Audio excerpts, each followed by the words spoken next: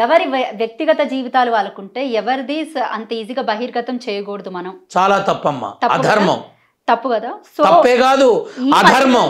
ఈ మధ్య కాలంలో కొంతమంది రాజకీయ నాయకులు చేస్తున్నటువంటి చర్చ ఏంటంటే, మీరు ఆల్రెడీ కూడా మాట్లాడడం జరిగింది ఇదే అంశం పైన, పర్సనల్ వ్యక్తిగత విషయాల గురించి రాజకీయ నాయకులకి ముడు పెడుతూ వాటి విషయాన్ని బహిర్గతం చేస్తూ రాష్ట్రానికి తెలియాల్సి ఉంది అసలు విడాకులు ఎందుకు అయ్యాయి. ఎవరికి? సమంత నాగచైతన్యకి. అమ్మ ఒక్క మాట చెప్తా, ఈ విషయంలో మీరు మాట్లాడడం కూడా జరిగింది. నేనే చెప్తా. అదే నువ్వు అంత కంగారు పడుతున్నావు, మీరు మాట్లాడడం జరిగిందని నేను ముందే చెప్పాను. నాగ చైతన్య సమంత ఒక చక్కని స్నేహితుల్లాగా మొదలై ఒక చక్కని బంధంతో ఏర్పడి కొంత సమయం ఉంటుంది. తదుపరి వాళ్ళే మాట్లాడుకొని వాళ్ళే చర్చించుకొని సెకండ్ ఇచ్చుకొని మరి ఎవరి జీవితాల్లో వాళ్ళు ఉంటారు అని చెప్పారు. అది జరిగింది కాబట్టి ఫిల్మ్ ఇండస్ట్రీలో చాలా వరకు ఇంటర్నల్గా నన్ను వచ్చి కలుస్తారు, గురుగారు మేము వచ్చామని చెప్పకండి అని అంటారు. నిజమే కదమ్మా, వాళ్ళ వ్యక్తిగత విషయాలు మనం బయట పెట్టకూడదు కదా. కానీ ఇవన్నీ ఎందుకు తీసుకొస్తున్నారు, దేనికి తీసుకొస్తారు? అది వాళ్ళ జీవితం అమ్మా, వాళ్ళ విషయాలు మనకు మాట్లాడడానికి అర్హత ఉందా? అంటే వ్యక్తిగత విషయాలు రాజకీయ పరంగా వాడుకోవడం ఎంతవరకు కరెక్ట్ అంటారు? అసలు కాదు. ఇప్పుడు మొన్న ఇది కూడా చెప్పా, నేను నేరుగా సురేఖమ్మ గారికి తెలియాలని చెప్పా. గారేమిట్లే నా బొంద నా బిడ్డ లాంటిది. నేను నేరుగా చెప్పా, తల్లి నువ్వు తప్పుగా మాట్లాడావు, ఒక స్త్రీని అలా మాట్లాడకూడదు, నీకు తొందరలో వచ్చిందో తూకువులో వచ్చిందో అలా మాట్లాడకూడదు నాన్న. నా మాట విని ఆ ఆడపిల్ల దగ్గరికి వెళ్ళి పసుపు కుంకం ఇచ్చి ఆలింగనం చేసుకొని ఏదో పొరపాటు జరిగిందనుకొని నీలో కలుపుకో, కాస్త బాగుంటుందిరా తల్లి అని చెప్పిన వాడిని నేను. ఒక స్త్రీ ఇంకో స్త్రీకి శత్రువని మరోసారి రుజువైందా అనుకున్నా. తప్పమ్మా. ఇప్పుడు మనం చూసామా ఇలా జరిగిందని చెప్పడానికి? మనం అమ్మా, కళ్ళు మోసం చేస్తున్నాయి, చెవులు మోసం చేస్తున్నాయి, అయినా కూడా మాట్లాడుతున్నారు అంతా. అది తప్పు. వ్యక్తిగతమైన జీవితాలని రాజకీయపరమైన దీనితో కలిపి మాట్లాడడానికి అర్హత ఎవరికీ లేదు. అలా మాట్లాడాడు అంటే వాడు పతనమైపోయాడని అర్థం. వాడు పతనమైపోయాడని అర్థం. ఎప్పుడు దమ్ము ధైర్యం ఉంటే నేరుగా ఢీకును మాట్లాడు, అంతేగాని వాడి దగ్గర ఏ లోపాలు ఉన్నాయో నువ్వు మాట్లాడితే రేపు నీ దగ్గర ఉన్న లోపాలు మాట్లాడే మనిషి రాడా? వస్తాడు. కాబట్టి ధర్మానికి విరుద్ధంగా వ్యక్తిగత జీవితాలు ముట్టకూడదు. అలాగే అంటే ఈ మధ్య కాలంలో ఎక్కువగా రాజకీయానికి సంబంధించి ముఖ్యంగా తెలంగాణ రాష్ట్రంలోని ఎక్కువగా సినిమా వాళ్ళ మీద కక్ష కట్టినట్టు వ్యవహరిస్తున్నాడు మన సీఎం రేవంత్ రెడ్డి. అండ్ ఎటు చూసుకున్నా కూడా అంటే ఇటు మొత్తం ఫోకస్ అంతా దీని మీదే ఉంది అని అనుకోవచ్చు. ఎందుకంటే రోజుకొక రకంగా సినిమా వాళ్ళే తెర మీదకి వస్తూ ఉన్నారు. ఓ పక్క నుంచి మంచు మోహన్ బాబు కానివ్వండి, మొన్నటిదాకా చూస్తేనేమో నాగచైతన్య సమంత అని, మళ్ళీ దాని తర్వాత ఏమో రీసెంట్ గా అల్లు అర్జున్ అని చెప్పేసి. సో అంటే ఏదో ఒక రకంగా సినిమా వాళ్ళని ఒక టార్గెట్ చేస్తున్నట్టే ఉంది. ఏమనుకోవాలంటే ఎలా అనుకుంటావమ్మా నువ్వు? రాజకీయ చేసే రాజకీయాలు డైవర్షన్ అనుకోవచ్చేమో సినిమా వాళ్ళ మీద. కాదు, రేవంత్ రెడ్డికి ఇంకేం పని లేదండి సినిమా వాళ్ళ గురించి పట్టించుకోవడానికి. ఏమో పని లేనట్టే కనపడింది మొన్న కూడా అక్కడ ఢిల్లీలో మాట్లాడితే. నేను అదే చెప్తున్నానమ్మా, ఇవి మాధ్యమాల్లో వచ్చేటటువంటి విషయాలు ఇంతుంటే ఇంత చూపిస్తారు, అందరినీ అనట్లా, చాలా తక్కువ మందే చూపిస్తారు. ఇప్పుడు అంతెందుకు, ఒక అమ్మాయిని ఇద్దరు ముగ్గురు అత్యాచారం చేశారు, అవునా? ఎగ్జాంపుల్ చెప్తున్నా, మళ్ళీ ఎవరి అనట్లా. దిక్కుమాలింది టీవీలో తెల్లవారులు 24 గంటలు అదే వస్తుంది. దీంతో పదేగా ఆ క్లిప్పింగ్లే వస్తాయి, అవే కనబడతాయి, అవే చూపిస్తాయి. ఆ అమ్మాయిని చేర్చారు, ఇక్కడ చేర్చారు, అక్కడ నా పిండా కూడా చేర్చారు. అరే, ఒక పిల్లవాడు చెస్లో ప్రపంచ ఛాంపియన్ అయ్యాడు, ఒక్కసారి చూపించారు. ఏంటి వాడు చేసిన పాపం? ప్రతి న్యూస్లోనూ చూపించచ్చుగా, ప్రతిసారి చూపించచ్చుగా. అంటే ఏం జరిగింది, ఎలా జరిగింది, ఎందుకు జరిగింది, ఎవరు చేశారు అని చూపించాలి. ఎందుకమ్మా ఒక ఆడపిల్లని రోడ్డు మీద పడేయాలి? జరిగింది, ఓకే, విషయం తెలియపరిచారు. అది ఎందుకు తెలియపరచాలి?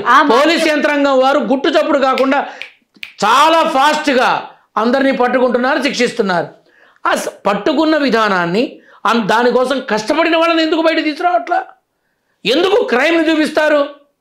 ఇది నేను వ్యక్తిగతంగా అడుగుతున్న మాట. అరే, మనకి ఒక ఆడపిల్ల ఉంది, మన పిల్లని మనం కాపాడుకుంటున్నాం, అలాగే ఇంకో ఆడపిల్ల కూడా మన పిల్లే అనుకొని తన గౌరవాన్ని తన మానాన్ని కాపాడుకోవాల్సిన బాధ్యత మనకి లేదా? ఎందుకు ఒక నెగటివ్ థాట్ వచ్చే విషయాన్ని అదే పనిగా స్క్రోల్ చేస్తారు? ఎందుకు ఒక మంచిని స్క్రోల్ చేయరు? క్రికెట్ టీం గెలిస్తే మాత్రం ఓరినాయనో శంషాబాద్ నుంచి హైదరాబాద్ సెంటర్ దాకా ఊరేగింపు వచ్చారు. మరి ఆ పిల్లవాడు పాపం చెస్ వరల్డ్ ఛాంపియన్షిప్ అయ్యాడు. ఏదమ్మా వాడికి కాస్త మర్యాద? నేను అనేది ఏంటంటే ఏది అవసరమో సొసైటీకి దాని మీద దృష్టి పెట్టండి. మీడియా వాళ్ళు తలుచుకుంటే ముఖ్యమంత్రులే మారిపోతారు, మిగతా వాళ్ళంత.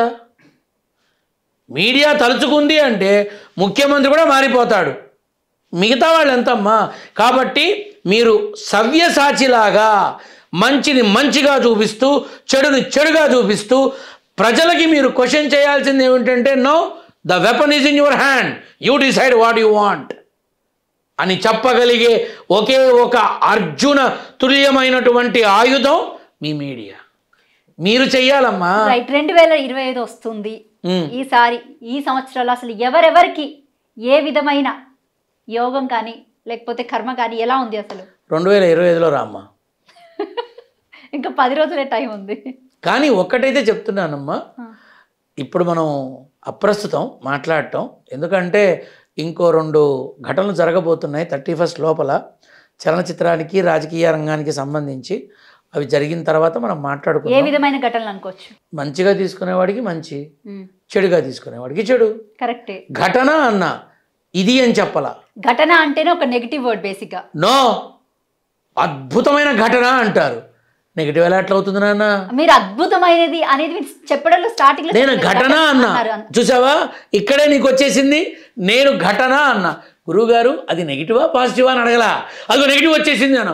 ఇదేనమ్మా, అదిగో తోక అంటే ఇదిగో పులి. ఇది మన సమాజం, ఇది మన సమాజం.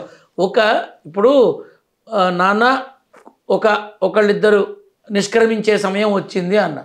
నాకు ఫోన్ చేసి, గురుగారు జాకీర్ హుస్సేన్ గారు కన్నుమూత గురుగారు అన్నారు, ఇంకొకళ్ళు కూడా వస్తారు అన్న. మళ్ళీ ఇవాళ పొద్దున ఫోన్ చేసి ఎవరో ఒక గొప్ప జానపద కవిట ఆయన కూడా శివైక్యం అయ్యారు అని అనుకున్నా. అంతే, నా కర్మ. నేను చెప్పడం, అది జరగడం నిజంగా నా కర్మ అనుకుంటున్నా. ఎందుకంటే మంచి కన్నా చెడు ఎక్కువ తీసుకుంటున్నారు, మంచి కన్నా చెడు ఎక్కువ తీసుకుంటున్నారు. తీసుకోవాల్సింది మంచి. ప్రశంస 10 మందిలో చేయి, విమర్శ విడిగా చేయి.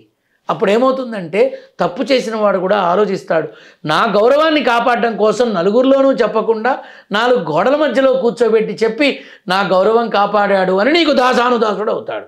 అదే నువ్వు ప్రశంస పక్కన పెట్టి 10 మందిలో విమర్శ చేసావు, నువ్వు నన్ను ఇలా అన్నావు కదా, నీకుంటుంది ఏదో ఒకరోజు నా చేతిలో, ఇలా ఆలోచిస్తారు. అదే జరుగుతోంది కదమ్మా. ఒక టీచరు ఏ స్వార్థము ఉండదు, ఏ కోరికలు ఉండవు, ఏ ఆశలు ఉండవు. పాపం కదమ్మా, రోజు మొత్తం బ్లాక్ బోర్డ్ దగ్గర నుంచొని వందల వేల లక్షల మంది స్టూడెంట్లకి జ్ఞానాన్ని ప్రసాదించి ఆ కాళ్ళ నొప్పులతో ఆ నోటి నొప్పితో ఎంతో కష్టపడుతూ వాళ్ళని అద్భుతంగా తీర్చిదిద్దుతారమ్మా. ఏదో కాస్త ఆ పిల్లవాడి భవిష్యత్తుకి కొడితే వీడు వెళ్ళి పోలీస్ కేసు పెడతాడు. ఎంతవరకు ధర్మం అమ్మా? ఏం ఆశిస్తాడు? నువ్వు కలెక్టర్ అవుతావు, నువ్వు కలెక్టర్ అయ్యావు కదా, నువ్వు వచ్చి నాకు ఇల్లి అడుగుతాడా టీచరు? ఏ స్వార్థం లేని అద్భుతమైన ఉపాధ్యాయ వృత్తిని ఎంతమంది గౌరవిస్తున్నారమ్మా? చదువు చెప్పించుకున్న తర్వాత తిరిగి ఆ ఉపాధ్యాయుల స్థితిగతులు, వ్యవహార శైలి, జీవన విధానం ఎలా ఉందో తెలుసుకొని ఎంతమంది సహాయపడుతున్నారు? కళాకారులు ఎంతమంది సహాయపడుతున్నారమ్మా? పూర్వపు కళాకారులకి మీ మాధ్యమాల్లో, మీ ఛానల్స్లో మీరు చూపించబట్టి, మీరు తెలియపరచబట్టి ఆ పాత కళాకారులకి తృణమో పణమో సాయం చేయడం మొదలైంది. మీ వల్లేగా, మీ వల్లే కదమ్మా.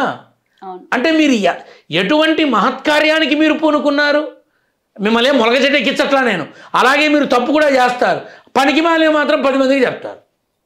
కానీ మీరు కొంతమంది వృద్ధాప్యంలో ఉన్న కళాకారులకి సాయం అందేలా మీరు చేశారు. ఇవి ఎందుకు చెయ్యరు? ఆ టీచర్ని కొట్టాడు, వీడు వెళ్ళి పోలీస్ కేసు పెట్టాడు, ఇక దాని మీద రచ్చ. ఈరోజు మొత్తం న్యూస్ అదే. ఎందుకమ్మా? కూడెడతాయా గుడ్డెడతాయా? కాబట్టి ఏంటంటే నేను చెప్పేది, ఏ ఘటనలు అయితే ఉన్నాయో మంచి ఉంటాయి, చెడు ఉంటాయి. మనం తీసుకునే దాన్ని బట్టి ఉంటుంది, అంతే. వచ్చే సంవత్సరం ఫిల్మ్ ఇండస్ట్రీకైనా రాజకీయ పరంగా అయినా ఎవరు ఊహించని విధంగా మార్పులు, అద్భుతాలు జరుగుతాయి. ఎవరు ఊహించరు. ఇప్పుడు కొత్త సినిమాలు 2-3 వస్తున్నాయి రేపు సంక్రాంతికి. ఎవరూ ఊహించని విధంగా చిన్న సినిమాలు తారాస్థాయి పేరును తెచ్చుకుంటాయి.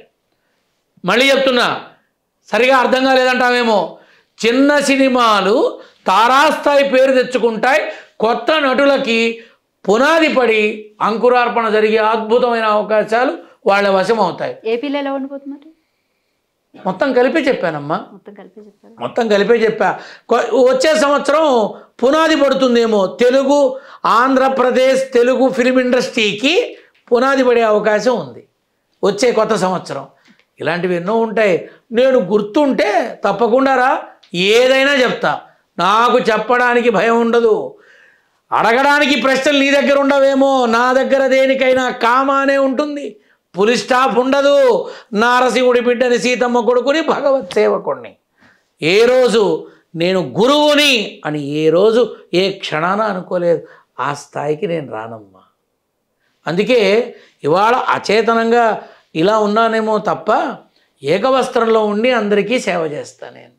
Right sir, thank you sir, thank you so much. మీ విలువైన సమయాన్ని మాకు కేటాయించినందుకు. ఇది బ్రహ్మశ్రీ రాఘవ శర్మ గారితో ప్రత్యేక ఇంటర్వ్యూ. మరొక ఇంటర్వ్యూతో మళ్ళీ కలుద్దాం. Thank you.